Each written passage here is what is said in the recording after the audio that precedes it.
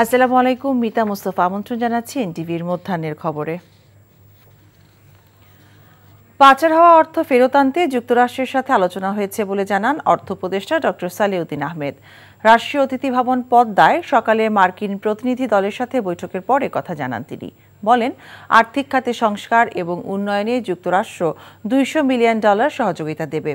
এছাড়াও কর ব্যবস্থাপনা এবং পাচারকৃত অর্থ দেশে ফিরিয়ে আনতে যুক্তরাষ্ট্র কিভাবে সহযোগিতা করতে পারে সেসব বিষয়ে আলোচনা হয়েছে বলেও জানান তিনি। এনজিওর কিস্তি প্রথমবার বিকাশ পেমেন্ট করলেই $20 ইনস্ট্যান্ট ক্যাশব্যাক।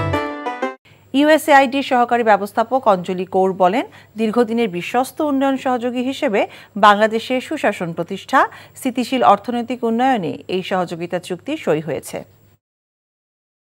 বিশেষ করে আর্থিক সংস্কার এবং আর্থিক খাতে যেগুলি সহযোগিতাগুলি দরকার সেটা, আর দ্বিতীয়ত বাণিজ্যে আমরা এক্সপোর্ট ডাইভার্সিফিকেশন এবং এক্সপোর্ট বা আমাদের বাণিজ্যের ব্যাপার অন্যান্য কারিগরি সহায়তা বা বাজার এক্সপ্লোর করার এই সমস্ত আলোচনা হয়েছে। ওরা বলেছে আমরা ডেফিনিট কর্ম পরিকল্পনা নিয়ে আমরা এগুলো তারা এবারে সহযোগিতা করার আশ্বাস দিয়েছে। We just signed moments ago our newest development agreement with the interim government that is for over $200 million. We have consulted, listened, and worked with the interim government, and now we're here ready to deliver with this agreement. This new agreement highlights the priorities of the interim government, focused on an inclusive growth and prosperity for the people of Bangladesh. রাষ্ট্রীয় অতিথি ভবন যমুনায় প্রধান উপদেষ্টা doctor Mohammad ইউনূসের সাথে বৈঠকে বসেছেন যুক্তরাষ্ট্রের রাজস্ব দফতরের ডেপুটি আন্ডার সেক্রেটারি ব্রেন্ট নেইম্যান এবং দক্ষিণ ও মধ্য এশিয়া বিষয়ক অ্যাসিস্ট্যান্ট সেক্রেটারি ডোনাল্ড লু সহ 5 সদস্যের উচ্চ পর্যায়ের মার্কিন প্রতিনিধি দল। এই মুহূর্তে সেখানে আছেন আমাদের স্পেশাল করেসপন্ডেন্ট মুকসিমুল আহসান। আমরা সরাসরি কথা বলছি তার সাথে। মুকসিমুল, প্রধান উপদেষ্টার সাথে তো মার্কিন প্রতিনিধি দল বৈঠক চলছে, তো বৈঠক এখন কোন পর্যায়ে রয়েছে আর কোনো তথ্য পেয়েছেন নাকি বৈঠকে কি বিষয় আলোচনা হচ্ছে?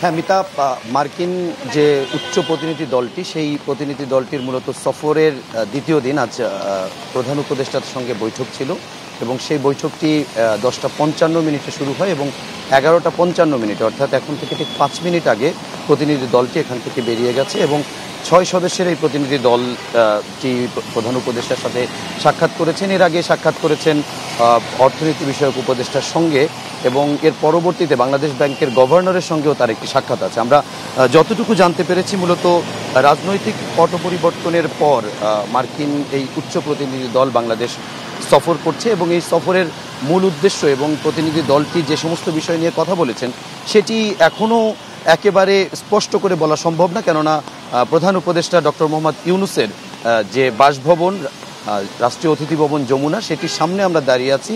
এখন পর্যন্ত কেবল বৈঠকটি শেষ হলো। বৈঠকটি শেষ হওয়ার পর কিছুক্ষণের ভেতরেই এখান থেকে ব্রিফিং করবেন প্রধান উপদেষ্টার প্রেস উইংয়ের পক্ষ থেকে ব্রিফিং করা হবে। সেই ব্রিফিংয়ে বিস্তারিত বলা হবে। আমরা তার বাইরে যতটুকু জানতে পেরেছি, মূলত অর্থনৈতিক বিষয় নিয়ে আলোচনা, বাংলাদেশের অর্থনৈতিক অগ্রযাত্রা যেন ব্যাহত না হয়, পট পরিবর্তনের পর যেন আবারও ঘুরে দাঁড়াতে পারে বাংলাদেশ, সেটি যেমন একটি আলোচনার বিষয়। এবং আলোচনার একটি অন্যতম বিষয় হচ্ছে মার্কিন যুক্তরাষ্ট্রে যে পাচারকৃত যে অর্থ, বাংলাদেশ থেকে আমরা ইতিমধ্যে জেনেছি যে বিভিন্ন দেশে গত সরকারের আমলে গত 15 বছরে অনেক অর্থ পাচার হয়েছে। সেই অর্থ কিভাবে ফিরিয়ে আনা যায় সে বিষয়ে আলোচনা হয়েছে বলে আমরা জানতে পেরেছি। তো মিতা, এই হচ্ছে রাষ্ট্রীয় অতিথি ভবন যমুনার সামনে থেকে প্রধান উপদেষ্টার সঙ্গে মার্কিন যে উচ্চ প্রতিনিধি দলটি সফর করেছেন তার সবশেষ খবর। জানছিলাম প্রধান উপদেষ্টার সাথে মার্কিন প্রতিনিধি দলের বৈঠকের খবর। এনজিওর কিস্তি প্রথমবার বিকাশ পেমেন্ট করলেই $20 ইনস্ট্যান্ট ক্যাশব্যাক। গাজীপুরের কালীগঞ্জে কাভার্ড ভ্যান চাপায় সিএনজি চালিত অটোরিকশার 5 যাত্রী নিহত হয়েছে। পুলিশ এবং স্থানীয়রা জানান, কালীগঞ্জ টঙ্গী ঘোড়াশাল বাইপাস সড়কে গতরাতে কাভার্ড ভ্যানের চাপায় ঘটনাস্থলেই সিএনজি চালিত অটোরিকশার 4 যাত্রী নিহত হন। গুরুতর আহত অবস্থায় 4 বছরের এক ছেলে শিশু এবং সিএনজি চালককে উদ্ধার করে উপজেলা স্বাস্থ্য কমপ্লেক্সে নিয়ে যায় ফায়ার সার্ভিস। পরে কর্তব্যরত চিকিৎসক ওই শিশুকে মৃত ঘোষণা করেন। এছাড়াও মুমূর্ষু অবস্থায় সিএনজি চালককে ঢাকায় পাঠানো হয়েছে। নিহতদের নাম পরিচয় পাওয়া যায়নি। এদিকে গতরাতে হবিগঞ্জে চুনারুঘাট উপজেলার চণ্ডী মাজার এলাকায় মোটরসাইকেল দুর্ঘটনায় ছাত্রদল নেতা হাফিজুর সহ 2 যুবক নিহত হয়েছেন। নিহত হাফিজুর রহমান পৌর ছাত্রদলের যুগ্ম আহ্বায়ক ছিলেন। গভীর নিম্নচাপের প্রভাবে ঢাকা সহ দেশের বিভিন্ন স্থানে সারাদিন হালকা ও মাঝারি ধরনের বৃষ্টি হচ্ছে। সমুদ্র বন্দরগুলোকে 3 নম্বর সংকেত জারি করা হয়েছে। পাশাপাশি জেলেদের নিরাপদ আশ্রয়ে থাকতে বলা হয়েছে। গভীর নিম্নচাপের প্রভাবে রাজধানীতে ভারী থেকে মাঝারি বর্ষণ হয়েছে। এতে যান চলাচল এবং অফিসগামী মানুষের ভোগান্তি বেড়েছে। আবহাওয়াবিদ হাফিজুর রহমান জানান, রাজশাহী, পাবনা, চট্টগ্রাম এবং কক্সবাজার সহ 15টি জেলার উপর দিয়ে দক্ষিণ অথবা দক্ষিণ পূর্ব দিক থেকে ঘন্টায় 45 থেকে 60 কিলোমিটার বেগে অস্থায়ীভাবে দমকা অথবা ঝোড়ো হাওয়া বয়ে যেতে পারে। এছাড়া মৌসুমী বায়ু বাংলাদেশের উপর সক্রিয় এবং উত্তর বঙ্গোপসাগরে প্রবল অবস্থায় রয়েছে। কক্সবাজারে বন্যার পানি সরে যাওয়ার সাথে সাথে গ্রামীণ সড়কগুলোর ক্ষত ভেসে উঠছে। এদিকে সাগর উত্তাল থাকায় সৈকতে বেড়াতে আসা পর্যটকদের সতর্কতার সাথে পানিতে নামতে বলেছে ট্যুরিস্ট পুলিশ। বর্তমানে এর অবস্থান হচ্ছে গাঙ্গেয় পশ্চিমবঙ্গ এলাকায় এটা অবস্থান করছে। এই গভীর গভীর নিম্নচাপের প্রভাবে কিন্তু এই বৃষ্টিটা হচ্ছে এবং আজকের সারাদিনে এই বৃষ্টিপাতের প্রভাবটা থাকবে এবং আগামীকালকে থেকে কিন্তু বৃষ্টিপাতটা অনেকটা কমে আসবে। আজ রোববার থেকে সব তৈরি পোশাক কারখানা খোলার ঘোষণা ছিল। সব কারখানা খুলেছে কিনা এবং কোনো অস্থিরতা আছে কিনা এই বিষয়ে জানার জন্য আমরা এখন চলে যাচ্ছি আশুলিয়ায় আমাদের স্পেশাল করেসপন্ডেন্ট জাহিদুর রহমানের কাছে। জাহিদ, শিল্পাঞ্চল আশুলিয়ার এখনকার পরিস্থিতি সম্পর্কে আমাদেরকে জানাবেন।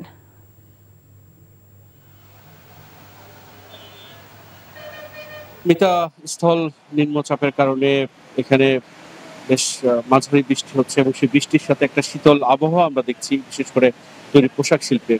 বিগত কয়েকটা দিন ধরে এখানে যে উত্তেজনা ছিল সেটা আজকে অনেকটা কমে এসছে। আপনাকে বলতে চাই, কালকে যে 49টি কারখানায় অনির্দিষ্টকালের জন্য বন্ধ ঘোষণা করা হয়েছিল তার মধ্যে 18টি বাদে অন্যান্য কারখানায় কাজ চলছে। এছাড়া অন্যান্য অপর যে কারখানাগুলো আছে সেখানেও স্বাভাবিক উৎপাদন কার্যক্রম চলছে। কিছুক্ষণ আগে জামগড়ায় অনন্ত গার্মেন্টসে এসছেন শ্রম এবং কর্মসংস্থান উপদেষ্টা আসিফ মাহমুদ সজীব ভুঁইয়ার নেতৃত্বে শ্রম মন্ত্রণালয়ের ঊর্ধ্বতন 11 কর্মকর্তা। তারা এখানে মালিক পক্ষ এবং শ্রমিক পক্ষ উভয় পক্ষের সাথে কথা বলছে যে তারা চেষ্টা করছে যে কিভাবে এইটার একটা এই সংকটের একটা আশু সমাধান করা যায়। তারা আপনাকে বলে রাখতে চাই যে এখানে সেনাবাহিনী, র্যাব, পুলিশ, আর্ম পুলিশ এবং বিজিবির একটা কড়া নিরাপত্তা আছে, যাতে বহিরাগত কেউ কিংবা কোনো শ্রমিক অসন্তোষের নামে কেউ যাতে তৈরি পোশাক কারখানায় হামলা ভাঙচুর কিংবা জ্বালাও করার মতো কিছু করতে না পারে, সে ব্যাপারে একটা একটা শেষ সর্বোচ্চ পর্যায়ের একটা নিরাপত্তা ব্যবস্থা এখানে নেওয়া হয়েছে। আর সবকিছু মিলিয়ে এখানে দৃষ্টিটা আছে তৈরি পোশাক শিল্পের উপরে সবারই। কিন্তু কিছুক্ষণ আগে আমরা জানতে পেরেছি যে একে আজাদ এর মালিকানাধীন হামিম গ্রুপের শ্রমিকরা, কিছু শ্রমিক কাজ করছে, কিছু শ্রমিক কাজ করছে না, এরকম একটা উত্তেজনা কারখানার ভেতরে বিরাজ করছে। তো মিতা, এই ছিল এখানকার সর্বশেষ খবর। জানছিলাম পোশাক কারখানা খোলার সবশেষ খবর। এনজিওর কিস্তি প্রথমবার বিকাশ পেমেন্ট করলেই 20 টাকা ইনস্ট্যান্ট ক্যাশব্যাক। আবারও আবহাওয়ার খবর। আমরা এখন যাচ্ছি ভোলায়, সেখানে আছেন আমাদের স্টাফ করেসপন্ডেন্ট আফজাল হোসেন। আফজাল, ভোলায় নিম্নচাপের প্রভাব কেমন পড়েছে আমাদেরকে জানাবেন।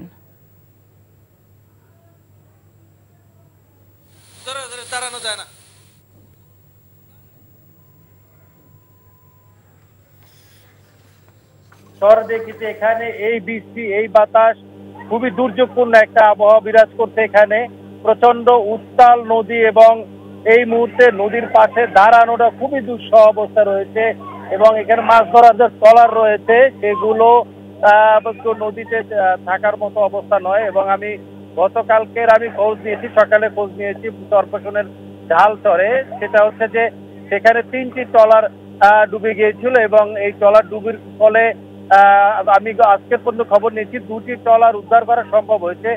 এখন পর্যন্ত 1টি ট্রলার এবং 8 জন জেলে নিখোঁজ রয়েছে। এবং এখানকার যে পরিবেশ সেটি হচ্ছে যে খুবই দুর্যোগপূর্ণ এবং নদী প্রচন্ড উত্তাল, কেন দাঁড়ানোটা খুবই দুঃসহ এবং নদীতে ট্রলার চলাচল করা খুবই ব্যাহত হচ্ছে এবং মানুষের স্বাভাবিক চলাচলও ব্যাহত হচ্ছে। আমি সকাল থেকে দেখেছি যে প্রচন্ড বৃষ্টি, এর ফলে সাধারণ মানুষ তারা রাস্তায় বের হতে পারছে না এবং স্বাভাবিক যে কার্যক্রম রয়েছে সে কার্যক্রম পরিচালনা করাও ব্যাহত হচ্ছে। দিন মজুর খেটে খাওয়া মানুষগুলো খুবই দুর্ভিক্ষ জীবনযাপন করছে এবং এই উত্তাল নদীর থাকার কারণে এখানকার যে ভোলা, বরিশাল, লক্ষ্মীপুর যে লঞ্চ গুলো চলাচল সেগুলো প্রতিটি চলাচলে ব্যাহত হচ্ছে। তো এই ছিল মিতা ভোলা থেকে সর্বশেষ খবর। প্রতিপক্ষ কঠিন হলেও ভারতের বিপক্ষে 2 টেস্টেই জয় পেতে চায় শান্ত। 2 টেস্ট এবং 3টি টি20 খেলতে ভারতের উদ্দেশ্যে রওনা দেওয়ার আগে গণমাধ্যমের সামনে এসব কথা বলেন তিনি। আজ দুপুর 1টায় চেন্নাইয়ের উদ্দেশ্যে উড়াল দেবে বাংলাদেশ দল। প্রত্যেকটা সিরিজ একটা অপরচুনিটি। আমরা 2টা ম্যাচই জেতার জন্য খেলবো এবং জেতার জন্য যে জিনিসগুলো ইম্পর্টেন্ট, প্রসেসটা ইম্পর্টেন্ট। সো আমাদের লক্ষ্য ওটাই থাকবে যে আমাদের কাজটা আমরা ঠিক মতো করতে পারছি কিনা। সো আমরা যদি আমাদের কাজটা ঠিক মতো করতে পারি অবশ্যই ভালো রেজাল্ট সম্ভব, but it is going to be very challenging. এই ছিল মধ্যাহ্নের খবরে। এই খবরের ভিডিও সহ আপডেট জানতে ভিজিট করুন এনটিভি অনলাইন www.ntvpd.com। এছাড়াও এনটিভি জনপ্রিয় সব অনুষ্ঠান ও খবরের আপডেট জানতে ভিজিট করুন আমাদের ইউটিউব ও ভেরিফাইড ফেসবুক পেজ। 2টায় দুপুরের খবর দেখার আমন্ত্রণ রইল। সবাইকে ধন্যবাদ।